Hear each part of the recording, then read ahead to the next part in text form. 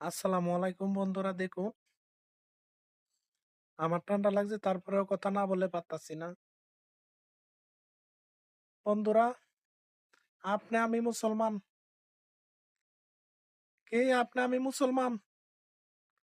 মুসলমানের ক্ষতিটা হয়তো মুসলমানে করে। তাহলে হ্যাঁ, মুসলমানরা হইলো কিভাবে? এটার আমি প্রশ্নের উত্তর জানতে চাই। যারা নাকি তা মুসলমানের ক্ষতি করে, মুসলমান নাম দা, তারা মুসলমানরা হইলো কি করে? মিথ্যা কথা বলবে যারা, জালেমের অন্তর্ভুক্ত তারা। সুদ ঘুষ খায় যারা, জালেমের অন্তর্ভুক্ত তারা। ভিডিওটা শেয়ার করে দিবেন। দেখুন, আমাদের বাংলাদেশে মিথ্যা কথা কোয়ার লাগি কি করে কেউ শিখাইয়া দেওয়া লাগে না। মা বাবার কাছ থেকে ওই মিথ্যা কথাটা শিক্ষা পাওয়া যায়। দেখুন, সুদ ঘুষ খাওয়ার লাগে কিছু মা বাবা শিখাইয়া দেয় চুরি করার লাগি, সুদ খাইবার লাগি, ঘুষ খাইবার লাগি। এটা হলো আমাদের বাংলাদেশ। কিছু মানুষ আর যারা আছে এমন ধরনের শিখাইয়া দেয়।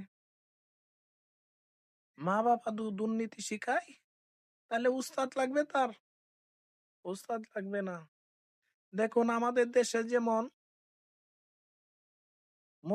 মুসলমানের ক্ষতি করতেছে, আন্তর্জাতিক ভাবে দেখছেন মুসলমানের ক্ষতি করতেছে। আমার ঠান্ডা, কথা বলতে বেশি পারছি না। আল্লাহ তৌফিক দিলে ইনশাল্লাহ পরবর্তী কোনো সময় কথা বলবো। সবাই সৎ পথে চলবেন, অসৎ কাজে নিষেধ করবেন। যত মিথ্যা কথা বলবেন ততই বিপদে পড়বেন। আমার কথাগুলো মিলায় দেখেন।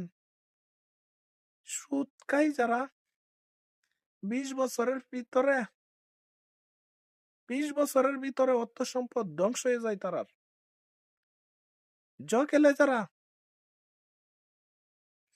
তারাও 20 বছর পর্যন্ত মেয়াদ ধ্বংস হয়ে যায়। খেলা, মদ খাওয়া, খেলা, বাজি খেলা, এগুলা একদম হারাম, নিষিদ্ধ। এইগুলোই আমাদের দেশে খেলে। খেললে কেউ সফলতা পাইছে এটা জানেন? ধ্বংস।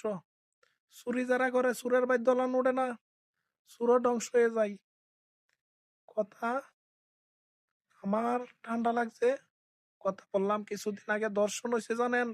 বাপের হাত থেকে মেয়েটা নিয়ে দর্শন করে মাইরা ফেলাইছে।